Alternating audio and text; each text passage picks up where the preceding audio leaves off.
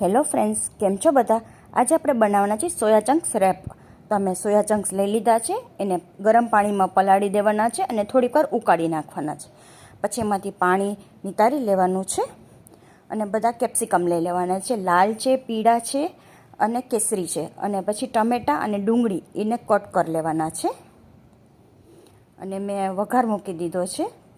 થોડુંક રાઈ નાખવાનું અને બધા જે વેજીટેબલ કટ કરેલા હતા એને એકદમ સોતળી નાખવાના છે.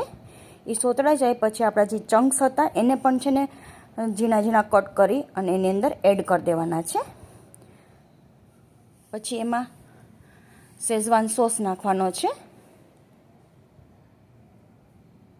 અને થોડોક પિઝા સોસ એ પણ એમાં એડ કરી દેવાનો છે.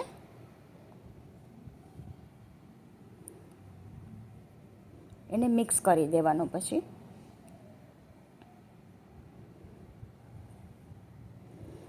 અને થોડું એમાં મીઠું પણ એડ કરી દેવાનું છે સ્વાદ અનુસાર.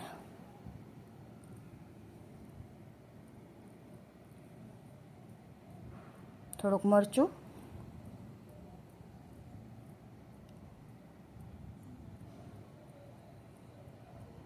થોડુંક ધાણા જીરું,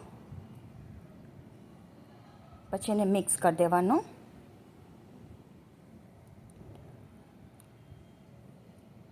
થોડીક વારમાં જ આ મિક્સ થઈ જશે. પછી એને ઠંડુ કરવા રાખી દેવાનું છે અને આપણે રોટલી બનાવી લેવાની. એની અંદર પિઝા સોસ લગાડી દેવાનો અને પછી એની અંદર જે મેં બેટર બનાવ્યું હતું એની અંદર એડ કરી દેવાનું.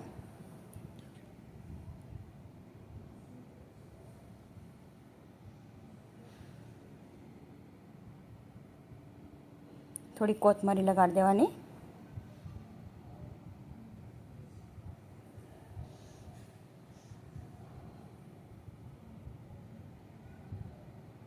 પછી એનો રેપ પાડી લેવાનો અને એને નોનસ્ટિક તવીમાં ધીમા તાપે શેકવા મૂકી દેવાનો છે. તમે એની અંદર ઘી લગાડી દો અને પછી ધીમે ધીમે એકદમ શેકવા દેવાનું છે. એકદમ કડક થઈ જશે તમારે. એકદમ કડક રેપ થઈ જાય એટલે તમારો રેપ રેડી છે. તમે એની અંદર માખણ પણ લગાડી શકો અને ઘી પણ લગાડી શકો છો. આપણા રેપ રેડી છે.